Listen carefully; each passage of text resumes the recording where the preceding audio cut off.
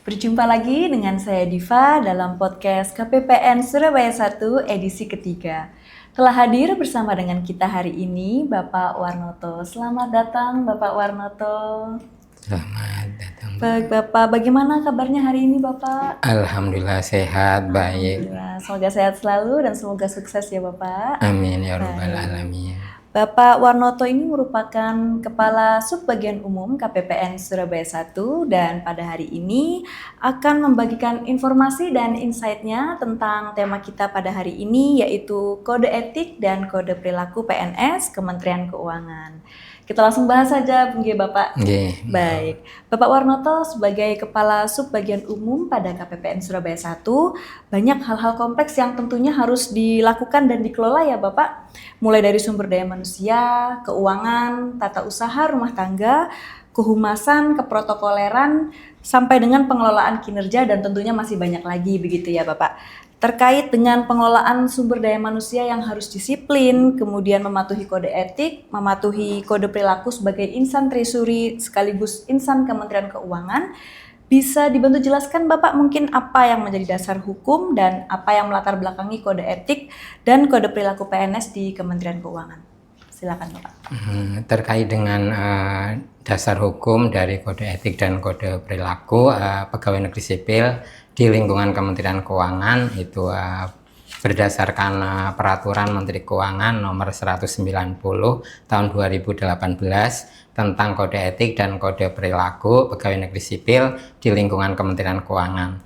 Sementara untuk latar belakangnya ini adalah amanah dari peraturan pemerintah nomor 42 tahun 2004 tentang pembinaan jiwa korps dan kode etik pegawai negeri sipil sebagai penguatan nilai-nilai untuk mendorong pencapaian visi misi Kementerian Keuangan dan sebagai early warning system serta untuk mengantisipasi atas perubahan nilai dan norma yang terjadi di masyarakat. Baik Bapak, terkait dengan kode etik sendiri Bapak ya dan kode perilaku di lingkungan Kementerian Keuangan, mohon dijelaskan lebih lanjut Bapak tujuan maupun manfaat dari kode etik dan kode perilaku PNS di lingkungan Kementerian Keuangan itu sendiri. Terkait dengan tujuan kode etik di lingkungan Kementerian Keuangan ya, pertama itu untuk mencegah pelanggaran disiplin pegawai Kementerian Keuangan.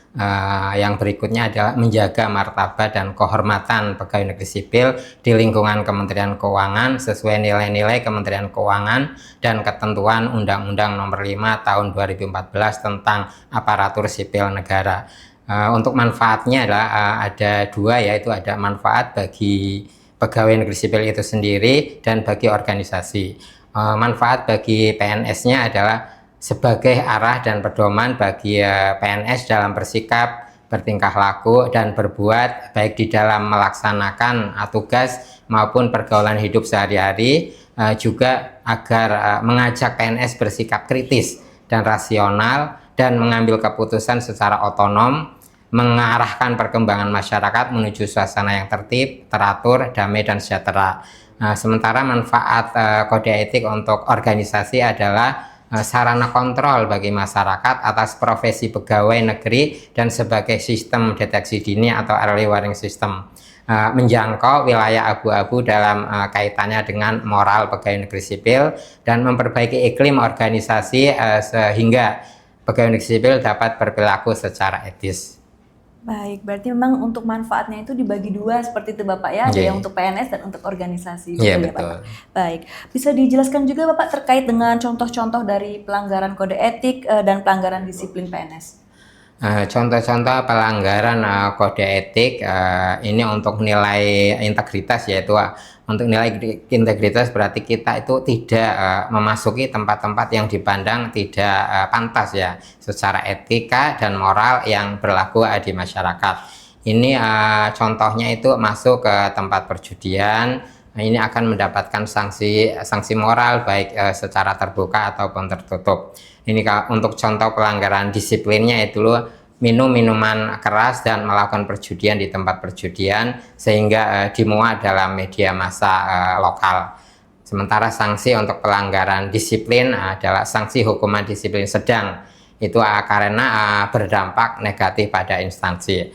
Untuk nilai integritas yang kedua itu tidak menemui pihak yang berpotensi menimbulkan konflik kepentingan kecuali karena ada penugasan. Ini contoh pelanggaran kode etiknya adalah menemui satuan kerja tanpa adanya surat tugas terkait pekerjaan di suatu tempat gitu. Ini juga akan mendapatkan sanksi moral baik terbuka maupun tertutup. Untuk pelanggaran disiplinnya adalah menerima uang dari satuan kerja saat melakukan pertemuan di luar penugasan. Ini akan mendapatkan sanksi hukuman berat karena dampak negatifnya ke pemerintah dan negara. Sementara untuk nilai integritas, nilai profesional yaitu menyelesaikan tugas atau pekerjaan secara bertanggung jawab sehingga tuntas gitu. Ini pelanggarannya, contoh pelanggarannya tidak mencatat tanda terima penyerahan berkas. Ini sanksinya juga sanksi moral, baik dilaksanakan secara terbuka ataupun tertutup. Untuk pelanggaran disiplinnya itu contohnya adalah terlambat menyampaikan surat tanggapan ke satuan kerja sehingga berpotensi menimbulkan unsur kerugian negara. Ini sanksinya adalah sanksi hukuman disiplin berat karena dampaknya pada negara dan pada pemerintahan. Untuk nilai profesionalisme yang kedua adalah menjaga informasi dan data Kementerian Keuangan yang bersifat rahasia. Contoh pelanggaran kode etiknya adalah tanpa sengaja mempublish dokumen rahasia kantor saat melakukan foto selfie. Ini juga sanksinya sanksi moral baik terbuka maupun tertutup. Untuk pelanggaran disiplinnya adalah pelanggaran sengaja mengambil gambar dan mempublish dokumen rahasia kantor. Ini sanksinya adalah sanksi hukuman disiplin berat karena ada dampak negatif untuk pemerintah maupun negara. Sementara nilai-nilai sinergi yaitu tidak menyebarkan informasi yang tidak dapat dibuktikan kebenarannya, menimbulkan rasa kebencian. Misalnya contohnya mengarahkan teman-teman di WhatsApp group untuk melihat informasi rekayasa yang melanggar kesusilaan. Ini juga sanksinya sanksi moral baik terbuka maupun tertutup. Untuk pelanggaran disiplinnya adalah melakukan rekayasa foto teman kantor dan menyebarkan rekayasa foto yang melanggar kesusilaan di dunia maya. Hukumannya itu hukuman disiplin sedang karena dampak negatif pada instansi. Terkait nilai dengan pelayanan adalah menunjukkan kepedulian, ramah, dan santun dalam memberikan pelayanan. Contoh pelanggaran kode etiknya dengan sengaja tidak melayani atau mengajukan pertanyaan dari satuan kerja yang hendak berkonsultasi ke kantor. Ini sanksi hukumannya adalah hukuman moral baik terbuka maupun tertutup. Untuk pelanggaran disiplin contohnya itu satuan kerja yang mengakibatkan terjadinya kekerasan fisik di kantor. Ini hukuman disiplin sedang karena dampak negatif pada instansi. Untuk nilai Kemenko yang terakhir yaitu kesempurnaan, yaitu terbuka terhadap usulan perbaikan. Ini pelanggaran kode etiknya contohnya itu menolak inovasi pihak lain secara agresif terkait aplikasi laporan satuan kerja gitu. Jadi sanksinya juga sanksi moral bisa terbuka dan tertutup. Untuk pelanggaran disiplinnya adalah satuan kerja yang tidak mau melakukan pengisian aplikasi terkait dengan satuan kerja. Sanksi hukumannya ringan, ini akan dampak negatif untuk unit kerja. Baik. Untuk dalam nilai Kementerian Keuangan sendiri itu ada integritas, profesionalisme, sinergi, pelayanan dan kesempurnaan, betul begitu ya Bapak? Bisa dijelaskan Bapak mungkin lebih jauh terkait dengan kode etik dan kode perilaku PNS di lingkungan Kementerian Keuangan? Terkait kode etik dan kode perilaku integritas yaitu menjadi teladan, yang kita harus menjadi teladan yang baik, mentaati kode etik dan kode perilaku, terus menggunakan media secara bijak, memegang teguh kode etik, sumpah jabatan pegawai negeri sipil, terus menjunjung tinggi norma-norma yang berlaku di masyarakat, serta kode etik dan kode perilaku profesi. Itulah menjauhkan dari konflik-konflik kepentingan yang ada, terus tidak menemui pihak lain kecuali ada penugasan. Baik Bapak, dalam nilai-nilai Kementerian Keuangan sendiri ada integritas, profesionalisme, sinergi, pelayanan, dan kesempurnaan. Mungkin bisa dijelaskan lebih jauh Bapak terkait kode etik dan kode perilaku PNS di lingkungan Kementerian Keuangan sendiri itu seperti apa? Untuk kode etik dan kode perilaku integritas yaitu menjadi teladan serta mempraktekkan ya etika kode etik dan kode perilaku gitu. Terus menggunakan media sosial dengan bijaksana, memegang teguh sumpah jabatan pegawai negeri sipil, menjunjung tinggi norma yang berlaku dalam masyarakat, serta kode etik dan kode perilaku profesi, menghindarkan konflik kepentingan, kepentingan pribadi, kelompok maupun kepentingan golongan, tidak menemui pihak-pihak yang lain yang berpotensi untuk terjadinya konflik kepentingan. Ini nilai perilakunya adalah bersikap netral dalam pemilihan umum ya, pemilihan umum, tidak menunjukkan gaya hidup hedonis, gaya hidup yang bermewah-mewahan, tidak dengan sengaja bersikap atau berucap dan berperilaku yang tidak sesuai dengan norma atau identitas seksual yang melampaui batas gitu ya. Tidak memasuki tempat-tempat yang dipandang tidak pantas secara etika dan moral, serta mengajukan permohonan apabila akan melakukan perjalanan ke luar negeri, terus tidak melakukan perbuatan yang melanggar norma kesopanan dan norma kesusilaan, tidak dengan sengaja mengarah pada tindakan yang melanggar kesusilaan terhadap lawan jenis maupun yang sejenis gitu, berbicara dan bertindak secara jujur dan pantas sesuai dengan fakta dan yang ada gitu, tidak bertindak sewenang-wenang, tidak melakukan perundungan atau bullying, serta menjaga citra terkait harkat dan martabat dari Kementerian Keuangan, baik dilakukan di dalam negeri maupun di luar negeri, baik secara formal maupun informal. Untuk nilai profesionalisme yaitu disiplin dalam waktu-waktu bekerja ya, waktu-waktu bekerja, bersikap dan bertutur kata secara sopan, baik, tidak bertato kecuali memang karena keagamaan atau dan lain sebagainya itu. Bekerja sesuai dengan standar operasional yang ada, juga menjaga informasi dan citra Kementerian Keuangan yang bersifat rahasia, dan menyusun rencana kegiatan, rencana kinerja secara periodik dengan baik gitu. Ini harus berpenampilan dan berpakaian yang rapi dan sopan, mengoptimalkan kompetensi yang dimiliki, menjaga kebersihan, baik kebersihan kantor maupun diri sendiri, dan menyelesaikan tugas-tugas pekerjaan secara bertanggung jawab dan tuntas, mengutamakan kepentingan bangsa dan negara di atas kepentingan pribadi maupun golongan, tidak menyalahgunakan tanda pengenal atau name tag dan menyalahgunakan wewenang yang ada itu, berani mengakui kesalahan diri dan bertanggung jawab atas pelaksanaan tugasnya, tidak memakai tindik kecuali untuk kepegawai perempuan dan karena alasan keagamaan, tidak merespon kritik dan saran dengan secara berlebih-lebihan, dan mengindahkan etika berkomunikasi, bercakap-cakap dan lain sebagainya gitu. Untuk kode etik dan kode perilaku sinergi, yaitu kita harus mempunyai sikap yang kooperatif dengan unit kerja yang ada dan teman-teman unit kerja yang lain, menghormati dan menghargai perbedaan latar belakang, ras, warna kulit, agama dan lain sebagainya, tidak menyebarkan informasi yang tidak dapat dibuktikan kebenarannya, mengakui persamaan derajat hak dan kewajiban masing-masing pegawai, bersedia berbagi solusi, informasi dan atau kewenangan yang dimilikinya.